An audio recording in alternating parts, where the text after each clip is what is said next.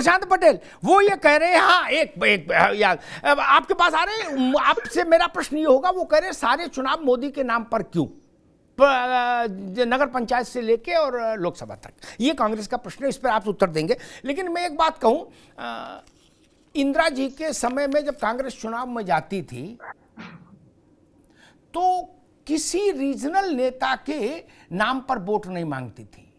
इंदिरा जी की बात पर मोहर लगेगी हाथ पर, ये नहीं कहती थी विद्याचरण की बात पर मोहर लगेगी हाथ पर, ये नहीं कहती थी माधवराव की बात पर मोहर लगेगी हाथ पर, ये नहीं कहती थी विश्वनाथ प्रताप की बात पर मोहर लगेगी हाथ पर। ठीक, तब कहा जाता था इंदिरा गांधी का कद है भैया, कोई है उनके मुकाबले। लेकिन अब आप ये सवाल कर रहे हैं प्रशांत पटेल, प्रश्न आपसे मैंने पूछ लिया, सारे देश में जितने प्रकार के चुनाव होते हैं सारे मोदी के नाम पर क्यों, कांग्रेस को इस पर ऑब्जेक्शन है। देखिए अमिताभ जी, भारतीय जनता पार्टी एक परिवार है और मोदी जी हमारे परिवार के मुखिया हैं जी, तो निश्चित तौर पर जो कहेंगे वही भारतीय जनता पार्टी में होगा और उन्हीं के चेहरे करके हम लेकर के आते हैं। भारतीय जनता पार्टी में केवल एक नेता है नरेंद्र मोदी, बाकी सभी कार्यकर्ता हैं, उसके अलावा और कोई नेता नहीं है, केवल एक नेता है, उन्हीं के नाम पर हम जाते हैं। और कांग्रेस पार्टी को इससे पीड़ा होती है तो होने रहे भाई, इनके पास जो ब्रांड था राहुल गांधी, इन्होंने 22 बार लॉन्च कर दिया। 2019 का लोकसभा चुनाव में राहुल गांधी पीड़ा नहीं हो रही है, क्या परिणाम है? हकीकत कह रहे हैं प्रशांत भाई, पीड़ा नहीं हो रही है, हम हकीकत कह रहे हैं, आप ही मुझे बता दो। वो करे हकीकत बता रहे। अच्छा मैं कह रहा भाई, सभासद का चुनाव भारतीय जनता पार्टी लड़ रही है, मेरे चेहरे पे चेहरा क्या होता है भाई, आप मोदी जी है, इसीलिए मैं कह रहा, इसीलिए अमिताभ भाई उत्तर प्रदेश में इन्हीं के प्रवक्ता ने कहा था कि 30 से 35 हमारे नक्कारे एमपी हैं, उनका टिकट बदला जाएगा, यही कारण था। ठीक प्रशांत पटेल, ठीक प्रशांत पटेल, किसने ऐसा बोला था कि 35 नकारे एमपी है प्रशांत पटेल? नहीं, मुझे जानकारी नहीं क्या तथ्य बोले भाई, कौन किसके, अमिताभ जी ये तो अपने अपनी पार्टी का सिस्टम होता है, कौन किसको स्टार प्रचारक बनाता है। जैसे आम आदमी पार्टी ने उनको संजय सिंह को और मनीष सिसोदिया को स्टार प्रचारक बना दिया, कोई जेल में है। मुझे तो नहीं पता रिप्रेजेंटेशन ऑफ पीपल एक प्रोविजन हो कि भाई जेल से आके प्रचार कर सकते हैं। कौन किस पार्टी का कौन नेता है?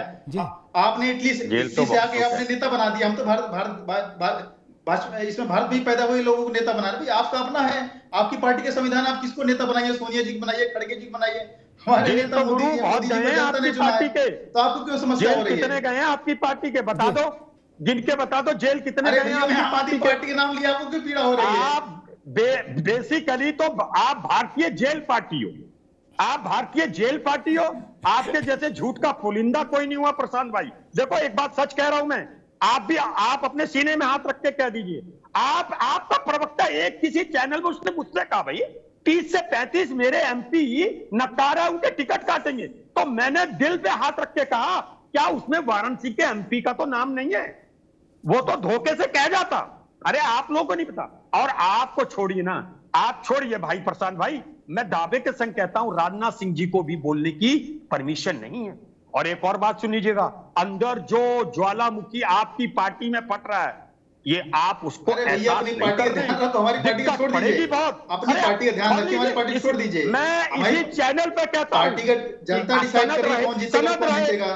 राज शर्मा या प्रशांत पटेल नहीं डिसाइड करेंगे, जनता डिसाइड करेगी। हम कह तो सकते हैं, अरे क्यों नहीं करेंगे आप? पार्टी का ध्यान अरे बाबा भाई, कौन अरे नहीं, हम अपनी पार्टी में स्वतंत्र कहने के लिए, हम अपनी पार्टी में स्वतंत्र कहने के लिए आपकी तरह गुलाम नहीं है कि अगर हम कह देंगे कुछ तो हमें निकाल देंगे।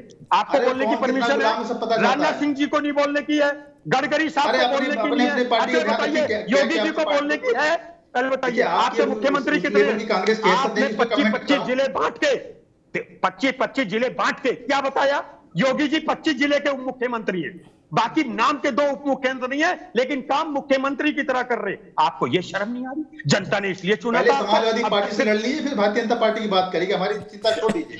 पहले समाजवादी पार्टी से निपट लीजिए, फिर हमारी बात करिएगा। ठीक ठीक, अभी रुकिए राज्य रुकिए प्रशांत जी, अभी रुक जाइए दोनों लोग।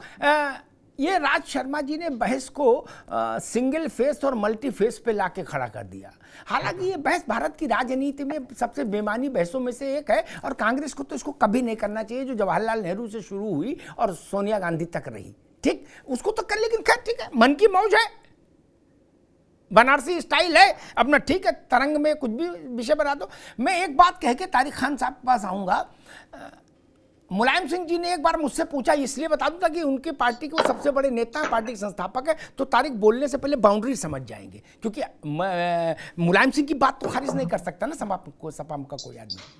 मुलायम सिंह ने मुझसे पूछा कि ये बताओ भाई अग्निहोत्री जी, हम बड़े नेता के कल्याण सिंह इसी हल्के फुल्के माहौल में बैठे थे।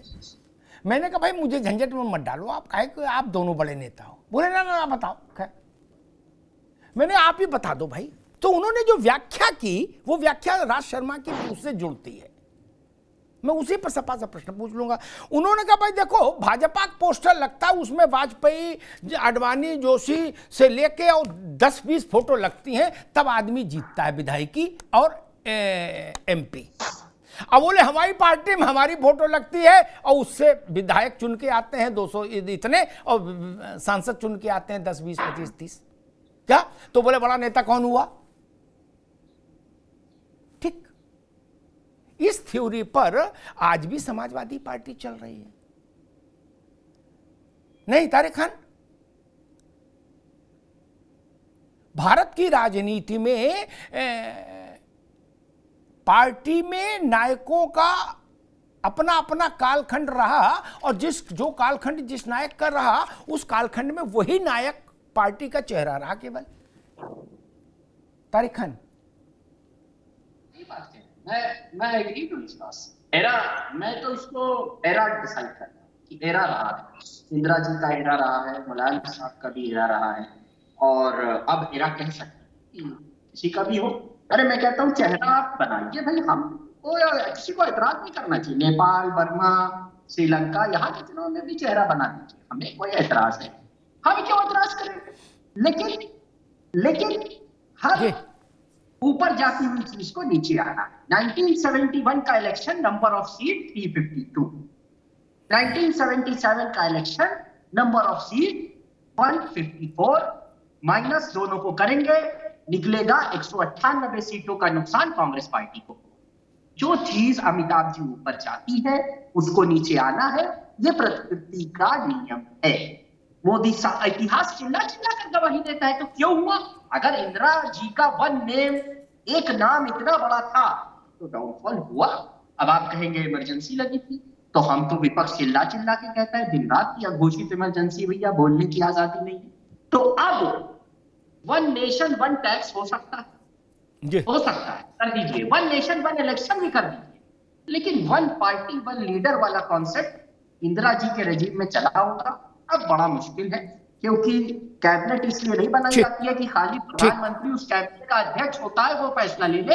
कैबिनेट का मतलब ही यही है कि उस मेंबर ऑफ पीपल जो कलेक्टिव डिसीजन लेते हैं, उस मेंबर ऑफ का अध्यक्ष प्रधानमंत्री होता है। ठीक है, इतना जी ठीक है। नाविश को ये सारी बातें जो हो रही हैं, ये मतलब किताबी बातें नहीं लग रही हैं, और हमने किताबें पढ़ी नहीं, हमने नेताओं को पढ़ा। क्या वाईएस राय और कांग्रेस में किसकी चल रही? कमेटी चल रही। सपा में फर्रुखाबाद के नुनहाई मोहल्ला के अध्यक्ष से लेके और राष्ट्रीय प्रमुख महासचिव तक कौन बना रहा? हमने तो आंखों देखा। ज्यादा कहोगे मैं किस्सा सुना दूंगा, आंखों का देखा, खंडन नहीं हो पाएगा। फिर क्या कि दो लोग भाई खड़े हैं, नोटपैड लिए और चार बताए, बोले इसमें किसको कर दे, बोले इसको कर दो, जा हो गया। So what? बसपा मायावती जी से चल रही, अकाली बादल परिवार से चल रहा नहीं, कांग्रेस 10 जनपद से चल रही, एनसीपी शरद पवार से चल रही, उनके परिवार से चल रही। नवश्य को बीजेपी नहीं बोला, बीजेपी किससे चल रही है और हर टर्म में ये चल रहा है। छोटा सा नहीं, मैं समझना ही चाह रहा हूं, जो लोग कह रहे हैं कि एक पार्टी एक चेहरा क्यों, मल्टी फेसेस क्यों नहीं, तो मैं बता रहा हूं देश की और राजनीति, ये नेशनल कॉन्फ्रेंस फारूक परिवार, पीडीपी मुफ्ती साहब का परिवार, महबूबा और and all, BJD Naveen Babu, DMK Stalin, Karunanidhi का परिवार। नविश को जी उत्तर प्रदेश आधार है दो दलों का, आरएलडी अजीत सिंह का, चरण सिंह का परिवार, चरण सिंह के बाद अजीत सिंह, अजीत सिंह के बाद अजीत सिंह का बेटा। जी सपा, बसपा और रालोद, ये तीनों दल उत्तर प्रदेश इनका आधार है। जी। इनके जो वोटर्स हैं, जो सपोर्टर्स हैं, उनसे पूछिए कि सपा का प्रदेश अध्यक्ष कौन है। मेरी गारंटी के साथ कहता हूं 50% लोग नहीं बता पाएंगे। नहीं बता। बसपा का प्रदेश अध्यक्ष कौन है, उसका वोटर नहीं बता पाएगा। और रालोद का भी प्रदेश अध्यक्ष कौन है। इसकी वजह यह कि वन मैन शो चलता है, चेहरावाद। इसको हम कहेंगे चेहरावाद। चेहरावाद भी एक तानाशाही का एक मिसाल है। और मैं एक बात और बता दूं, ये घबराहट की बात है, ये भाजपा में भी चल रहा है, ये बिल्कुल सही है। जहां सपा, बसपा, आप, रालोद, कांग्रेस सब जगह अगर चल रहा है, तो सबसे ज्यादा आज की तारीख में बीजेपी में चल रहा है। और बीजेपी की माइक्रो एनालिसिस जो की है संघ ने, तो संघ ने चेता भी दिया है कि अब चेहरा मत चलाओ। जो लोकल बॉडी है वहां उसको वैल्यू दो, उसको अहमियत दो, और उससे कहो कि वोट मांगो अपनी ताकत पर। ये संघ ने कहा है, ये संघ के अखबार के एडिटोरियल में छपा है कि अब चल नहीं पाएगा नरेंद्र मोदी का चेहरा। आप अलग अलग राज्यों में अपनी ताकत तैयार करो, स्थानीय लेवल पर भी सभासदी के लिए एक वहां की लोकल बॉडी का एक ऐसा लोकल नेता तैयार करो जो जनता के बीच जाए और जनता से वोट मांगे। ये मुसीबत है। और किसी भी पार्टी का खत्म होना जवार के वक्त का, यही कांग्रेस में भी हुआ, यही सपा में भी हुआ, यही बसपा में भी हुआ, यही रालोद में हुआ, और सबका डाउनफॉल आया है। और ये बात सही है, अगर सिर्फ मोदी का चेहरा चला, आपने जैसे जोगी ने यहां चेहरा बना लिया, लोग कहते हैं हट से बना लिया, अपने जलवे से बना लिया, अपने जवान से बना लिया।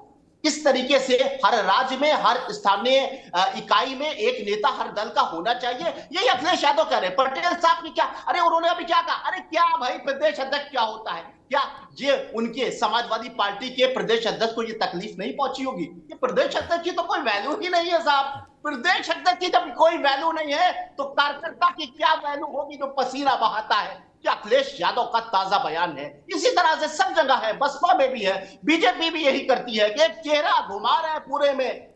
ये क्या है, ये भी एक तरह से चेहरावाद है। ठीक है, आपका सुपर हीरो होगा, ठीक है, आपकी जनता उस पर विश्वास करती होगी, लेकिन आप उसका हक मत मारो। जो स्थानीय लेवल पे मेहनत करता है, जो प्रांत में मेहनत करता है, जो प्रदेश अध्यक्ष है, जो जिला अध्यक्ष है, उसको मौका दो, उससे मेहनत करवाओ, उसकी जनता में लेकर जाओ। ये चेहरावाद जो है वो किसी भी पार्टी को खत्म कर देता है। और मुझे लगता है कि नरेंद्र मोदी का भी चेहरा, ठीक है, वो सुपर हीरो हो सकते हैं, लेकिन संघ ने तो यही कहा है ना कि उनके भरोसे पे आप मत रहिए, राज्यों में अपना नेता तैयार करिए, स्थानीय इकाइयों में अपना नेता तैयार करिए।